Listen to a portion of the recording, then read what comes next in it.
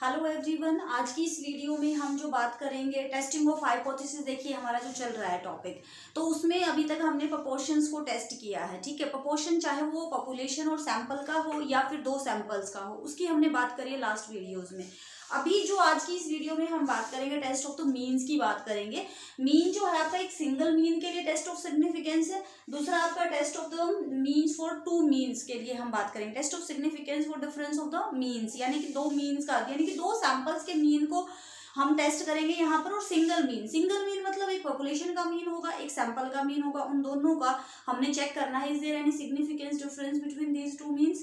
यानी कि एक आपका जो है यहाँ पर जो जेड स्टैटिस्टिक होगा सिंगल मीन के लिए, जो जेड स्टैटिस्टिक होगा मेरे बच्चे वो आपका एक्स बार यानी कि सैंपल मीन माइनस म्यू यानी कि population mean divided by sigma means population standard deviation divided by under the root N means sample size.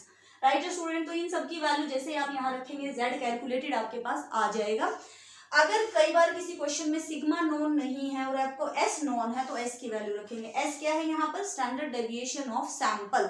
N क्या है? Sample size. एक्स बार क्या है? Sample mean. म्यू क्या है? Population mean.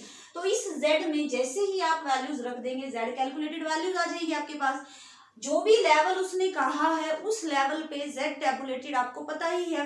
दोनों को जैसे ही कंपेयर करेंगे, if Z calculated is less than Z tabulated then the null hypothesis H naught. Null hypothesis आपने क्या एक्सेप्ट करनी है, क्या सेट करनी है, यहाँ पर क्या एज्यूम करनी है?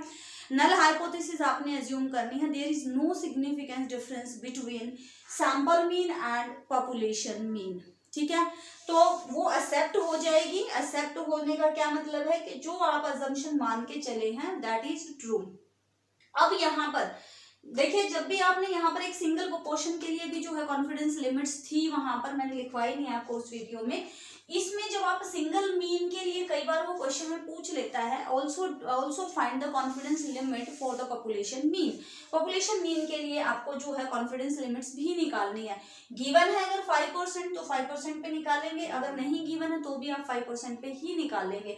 अगर गिवन है 1% पे निकालिए तो ये 1% वाली वैल्यू आ जाएगी। देखिए क्या है इसमें, जो म्यू है ना मेरे बच्चे दो लिमिट्स के बीच में लाई करेगा, इन्हीं को हम कॉन्फिडेंस लिमिट्स बोलते हैं। और वो जो म्यू आएगा आपका ये एक्स बार सैंपल मीन माइनस 1.96 वैल्यू क्या आई हम 5% पे जेड की टैबुलेटेड वैल्यू। ये वैल्यू सिग्मा अपॉन में अंडर रूट, जैसे ही आप ये कैलकुलेट करोगे यहाँ पर प्लस साइन आ जाएगा। इन दोनों के बीच में आपका म्यू लाई करेगा 5% लेवल ऑफ सिग्निफिकेंस पे। एट 1% ये 1% वाली वैल्यू उठ के आ गई है बस, और कोई फर्क नहीं है। ये एक्स बार है, ये एक्स बार है।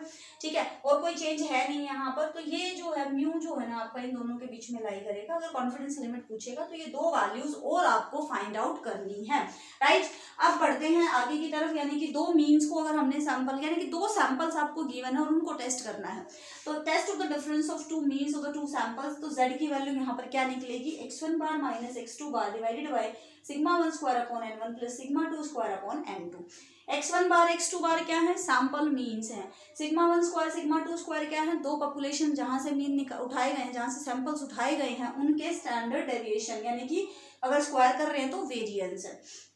कई बार क्या होता है सिग्मा 1 सिग्मा 2 नॉन नहीं होते हैं तो s1 s2 नॉन होते हैं, तो ये फॉर्मूला जाएगा। राइट स्टूडेंट्स, तो जेड कैलकुलेटेड आप यहाँ से जो है इस फॉर्मूले से निकाल लेंगे। ये सारे फॉर्मूले आप जो वीडियो को पॉज करके एक बार लिख लीजिए। ठीक है, अब हम इनके कुछ क्वेश्चंस करते हैं। दोनों जो भी आपके दोनों फॉर्मूले मैंने लिखवाए हैं, दोनों के ही हम यहाँ पर कुछ क्वेश्चंस यहाँ सॉल्व करा रही हूँ मैं। लिखिए, आ जाइए भाई। कुछ क्वेश्चंस यहाँ पर हमने उठाए हैं। A random sample of size 900 has a mean 3.4 centimetre. Can it be reasonably regarded as sample from a large population of mean 3.7 centimetre and standard deviation 2.3 centimetre. Statement समझ में आई? स्टेटमेंट में क्या दिया है? एक सैंपल है जिसका साइज कितना है? 900 है, जिसका मीन कितना है? 3.4 है। तो हम यहाँ पर एक बार लिख भी लेते हैं इन सबको। एन की वैल्यू कितनी दी हमें? 900। ठीक है जी, एक्स बार कितना दिया हमें? 3.4। Can it be reasonably regarded as sample from a large population of mean. Population का मीन दे दिया ये, यानी कि पॉपुलेशन मीन को आप म्यू से डिनोट करते हैं, that is 3.2 and standard deviation यानी कि sigma that is equal to 2.3 centimetre. ये सारी वैल्यूज आपको गिवन है। ठीक है जी, अब हमने क्या निकालना है कि क्या ये सैंपल इस पॉपुलेशन से लिया गया है, can it be reasonably regarded as a sample from this population. यानी कि आप जो एच नोट डिफाइन करेंगे यहाँ पर एच नोट आप डिफाइन करेंगे कि ये जो म्यू है ना वो 3.2 यानी कि पॉपुलेशन जो मीन है दैट इज 3.2। नाउ H1 क्या है, या तो ये लाइन लिखोगे it is reasonably regarded from the sample from the population having mean 3.2। ये जो सैंपल है हमारा उसी पॉपुलेशन से लिया गया है जिसका मीन 3.2 सेंटीमीटर है। तो या इस लाइन को हम सीधा यहाँ पर ये भी लिख सकते हैं कि mu is equal to 3.2 centimetre. Now H1 is equal to, जैसे कि इसका उल्टा होता है बिल्कुल, 3.2 नॉट इक्वल टू यानी कि two tail test, right students, two tail test. तो ये बात हो गई। अब हम Z स्टैटिस्टिक की तरफ चलते हैं। Z statistic is equal to, जैसा कि हमने लास्ट में भी लिखा था, एक पॉपुलेशन है एक सैंपल है, एक पॉपुलेशन है एक सैंपल है, यानी कि सिंगल मीन को हमने टेस्ट करना है। यहाँ पर Z is equal to x bar minus mu divided by sigma upon root n that is equal to x bar is 3.4। सारी वैल्यूज आपके पास पड़ी हैं। म्यू इज इक्वल टू, बहुत बहुत आसान होते हैं ये क्वेश्चंस। अगर आपको एक बार डिफरेंस पता चल जाए ना कि किस क्वेश्चन में क्या करना है, इसमें आपको एक सैंपल दिख रहा है, एक पॉपुलेशन दिख रही है, यानी कि सिंगल मीन, और उनके मीन दिए हैं आपको, तो मीन को आपने जो है टेस्ट करना है। तो मीन के लिए Z स्टैटिस्टिक याद रख लो, x bar minus mu divided by sigma, sigma is 2/2.3 divided by under root n, n की वैल्यू आपके पास 900। तो इसकी वैल्यू जैसे ही आप सॉल्व करेंगे, माइनस करेंगे, ये करेंगे, इसको रूट 900 का आप करेंगे 30 से इसको डिवाइड कर, मतलब कैलकुलेटर से आप इसको सॉल्व करेंगे तो ये वैल्यू मैं डायरेक्ट लिख देती हूँ यहाँ पर। ये वैल्यू आएगी 0.261, राइट, 0.261। जैसे ही Z कैलकुलेटेड निकल गया, कंक्लूजन लिखेंगे। कंक्लूजन में क्या लिखेंगे, Z tabulated at 5% level of significance, at 5% level of significance, ये लाइन लिखेंगे आप। इज कितना है हमारे पास 1.96, जैसे कि टेबल से हमें पता है दिस इज 1.96। तो 1.96 है, therefore Z calculated is less then Z tabulated, hence छोटी वैल्यू है, कैलकुलेटेड आपका ये आया है, वो आपका 1.96 है, so this is less then, hence H not the null hypothesis will be accepted। जो नल हाइपोथेसिस है वो क्या हो जाएगी, एक्सेप्ट हो जाएगी। मीन्स जो सैंपल लिया गया है वो इसी पॉपुलेशन से लिया गया है। There is no significance difference between this sample mean and the population mean, right students. तो इस तरह से हम कर देंगे। नेक्स्ट आ जाओ भाई यहाँ पर अब आपको क्या साफ साफ दिखाई दे रहा है कि दो डेटा उठाए गए, एक गर्ल्स का डेटा उठाया गया, एक बॉयज का डेटा उठाया गया। गर्ल्स का जो मीन दिया है वो ये है, स्टैंडर्ड डेविएशन ये है, साइज ये है। बॉयज का जो डेटा उठाया है उसका मीन ये है, स्टैंडर्ड डेविएशन ये है और साइज ये है, ठीक है। तो हम क्या करते हैं, इसमें क्या कहा, examine the difference between mean score is significant, यानी कि दोनों मीन्स का जो डिफरेंस है, is there is any difference between these two means. तो हम क्या करते हैं, हमें साफ साफ दिखाई दे रहा है, दो क्या है यहाँ पर, दो सैंपल्स गिवन है और उनके मीन गिवन है। तो means test of significance for two means की हम बात कर रहे हैं।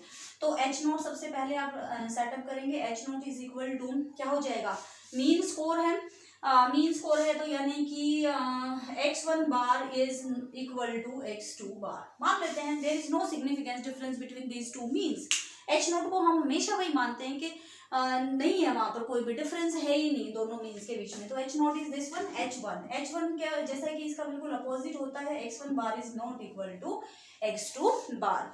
Now Z calculated is equal to x1 bar minus x2 bar divided by under the root sigma 1 square, या फिर S लिख लेते हैं क्योंकि यहाँ S का गिवन है, हमें S1 square upon n1 plus S2 square upon n2 that is equal to. अब मेरे बच्चे ये जो है आपका, ये x1 बार है, ये आपका x2 बार है, SD यानी कि ये आपका सिग्मा 1 है, S1 सैंपल का है, ये आपका S2 है, सैंपल साइज n1 है, ये आपका n2 है। तो ये आप अलग से यहाँ पर लिख लेंगे। x1 bar is 75 minus 73 divided by under the root, standard deviation है और ये क्या है आपका वेरिएंस है। तो 8 का स्क्वायर हो गया 64 divided by n1 is 60 minus plus S2 square मतलब 100 divided by n2 that is 100। तो इसकी वैल्यू जैसे ही आप कैलकुलेट करेंगे तो इसका मैं सीधा आंसर लिख देती हूँ। सीधा आंसर क्या है इसका 1.3912। जैसे ही आप कैलकुलेटर से इसको सॉल्व करेंगे ये आंसर आएगा आपका। नाउ कंक्लूजन, स्टेप वाइज ध्यान रखो। सबसे पहले नल हाइपोथेसिस, उसके बाद जेड स्टैटिस्टिक। फॉर्मूला याद होना चाहिए, क्वेश्चन में सब कुछ गिवन होता है। Now conclusion. कंक्लूजन में आपने क्या लिखना है, Z tabulated value is equal to 1.96 at 5% level of significance। ये पूरी लाइन लिख लेंगे आप, बार बार ये लाइन बोली जा रही है, at 5% level of significance। And now since z calculated is less than z tabulated, therefore the null hypothesis H naught will be accepted। null hypothesis H naught will be accepted। accepted का क्या मतलब है, there is no significance difference between the two mean score।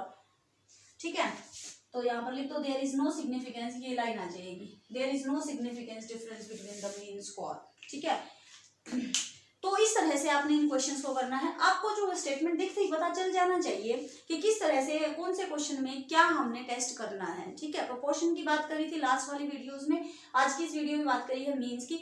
और हाँ, कई बार जो है ना कुछ डेटा इस तरह से बिल्कुल एग्जैक्ट, जैसे यहाँ पर दे दिया x1 बार x2 बार s1 s2 सारी वैल्यूज एग्जैक्ट दे दी, लेकिन कई बार जो है सिग्मा में दे देता है value, sigma x i minus x bar का स्क्वायर, इस तरह से वैल्यू दे देता है। तो वो क्वेश्चन और एक मैं यहाँ पर डिस्कस कर लेती हूँ। ठीक है, कई बार क्वेश्चन इस तरह से भी पूछ लिया जाता है कि फर्स्ट सैंपल में जो है n1 की वैल्यू दे दी उसने 1000, सिग्मा x की वैल्यू दे दी, sigma x minus x bar का स्क्वायर दे दिया, कुछ इस तरह से डेटा आपको दे देगा। ठीक है, सेकंड सैंपल में भी कुछ इस तरह से डेटा आपको गिवन है। Discuss the significance of the difference of the sample means का जो डिफरेंस है वो आपको निकालना है। तो हमने सबसे पहले जेड स्टैटिस्टिक देखा यहाँ पर कि जेड स्टैटिस्टिक क्या होता है हमारा, x1 bar minus x2 bar divided bye s1 का square upon n1 plus s2 का स्क्वायर अपॉन n2 का अंडर रूट।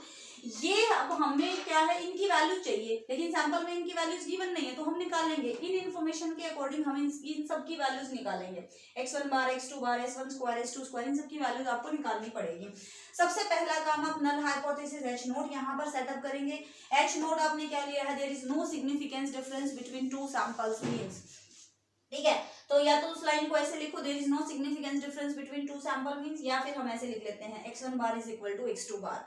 नाउ h1 क्या, जैसा कि हमने पहले ही बात करी है कि ये इसका बिल्कुल अपोजिट होता है, यानी कि x1 is bar is not equal to x2 bar. ठीक है, नल हाइपोथेसिस आपने कर दी। अब आपका काम है कि z कैलकुलेटेड वैल्यू आपने निकालना है, तो उसके लिए हमें x1 बार चाहिएगा। x1 बार जैसे कि हमें सबसे पहले पता है कि ये क्या होता है, सिग्मा x अपॉन में n। सिग्मा x कौन सा, फर्स्ट सैंपल का, क्योंकि आप x1 बार की बात कर रहे हो। फर्स्ट सैंपल का सिग्मा x क्या है आपके पास, 49,000 डिवाइडेड बाय n1 क्या है आपके पास 1000, तो ये आ गया आपके पास 49। Now x2 bar is equal to again sigma x upon में n2 आएगा यहाँ पर, क्योंकि सेकंड सैंपल की बात कर रहे हो। सेकंड सैंपल में ये है आपका 70,500 डिवाइडेड बाय n2 है आपके पास 1500 से ये 0 से 0 कट गई, 15×75 15 चौके 60 और 15 सत्ते 105, 47 आ गए आपके पास x2 बार। ठीक है, now s1 square is equal to 1 upon में n1 sigma x minus xi minus x bar का whole square. xi minus x bar आपको ये गिवन है। फर्स्ट सैंपल की अगर हम बात करें तो ये आपका 784,000 डिवाइडेड बाय कितना n1 कितना है भाई 1000, तो ये आ गया आपके पास कितना 784। इस तरह से आपने वैल्यूज भी निकाल लेनी है। वेरिएंस का फॉर्मूला आपको पता होना चाहिए। वेरिएंस का फॉर्मूला अगर आपको पता है ये, तो आप इजीली निकाल सकते हो। ऐसे ही सिमिलरली s2 का स्क्वायर आ जाएगा आपके पास, ये सिग्मा डिवाइडेड बाय 1500, 2 0 से 2 0 कट जाएंगे और 15 से इसको डिवाइड कर देंगे, तो s2 स्क्वायर की वैल्यू मैं डायरेक्ट यहाँ पर लिख रही हूँ, s2 square is equal to है आपका 1600। ठीक है, ये आ जाएगा आपके पास 1600। नाउ z की वैल्यू रख देते हैं यहाँ पर, z is equal to x1 bar is 49 minus x2 bar is 47 divided by under the root, ये सारी वैल्यूज आप रख देंगे। s1 स्क्वायर कितना है भाई 784 डिवाइडेड बाय n1 कितना है n1 कितना है 1000। ठीक है, माइनस s2 स्क्वायर कितना है 1600 डिवाइडेड बाय n2 कितना है हमारे पास 1500। ठीक है, इसकी वैल्यू मैं डायरेक्ट यहाँ पर लिख देती हूँ, आप इसको सॉल्व करेंगे, पॉइंट में यहाँ लग जाएगा, ये जो है 2 0 से 2 0 कट जाएगी, 15 से इसको डिवाइड करो डेसिमल में आएगा, ऐड करना है, प्लस साइन है, ऐड करोगे दोनों को। ठीक है, डिवाइड करोगे तो z की वैल्यू आ जाएगी, z कैलकुलेटेड मैं यहाँ डायरेक्ट लिख देती हूँ 1.470, ये आपका z कैलकुलेटेड आ गया है, ये आपका z कैलकुलेटेड आ गया, आपके डेटा के अकॉर्डिंग कैलकुलेशन आपने की है z के लिए, z स्टैटिस्टिक आ गया है। नाउ कंक्लूजन लिखेंगे यहाँ पर, हेडिंग डालेंगे कंक्लूजन। ठीक है। कंक्लूजन में क्या करेंगे, सिंस नहीं, पहले आप z टेबुलेटेड वैल्यू को इंट्रोड्यूस कराओगे यहाँ पर। z tabulated at 5% level of significance, 5% level of significance, at 5% level of significance z tabulated आपका कितना है भाई, 1.96 है टेबल वैल्यू। जो स्टार्टिंग वाली जो वीडियो हमारी टेस्टिंग ऑफ हाइपोथेसिस, उसमें मैंने आपको z टेबुलेटेड वैल्यूज लिखवाई है सारी, तो 1.96 है ये हमारी। Now z, since z calculated is less than z tabulated, therefore h naught is accepted, less than है ना, ये वैल्यू 1.96, ये value 1.470, therefore h naught the null hypothesis will be accepted, ये आपका जो है accept हो जाएगी। नल हाइपोथेसिस क्या हो जाएगी आपकी, एक्सेप्ट हो जाएगी। नल हाइपोथेसिस एक्सेप्ट होने का मतलब that is there is no significance, there is no significance difference between two sample means। ठीक है जी, तो इस तरह से आपने जो है इनके क्वेश्चंस करने हैं। z वाला जो है आपका जो है कंप्लीट हो गया है। अब हम जो है स्मॉल सैंपल के लिए बात करेंगे, टी डिस्ट्रीब्यूशन, टी स्टैटिस्टिक के लिए बात करेंगे स्मॉल सैंपल के लिए, यानी कि जब यानी कि वैल्यू आपकी क्या होगी, लेस देन 30 होगी। ठीक है, नेक्स्ट वीडियो में बात करेंगे।